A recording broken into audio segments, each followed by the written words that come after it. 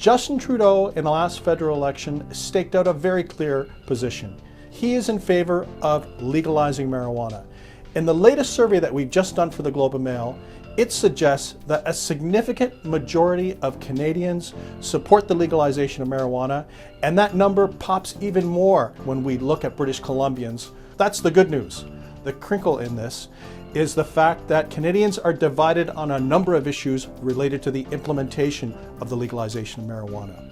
They're divided as to whether people should be allowed to grow marijuana at home, and they're also concerned or divided about whether marijuana or the legalization of marijuana will lead to more young people using or smoking marijuana. So there you have it. That's what's trending with Nanos this week.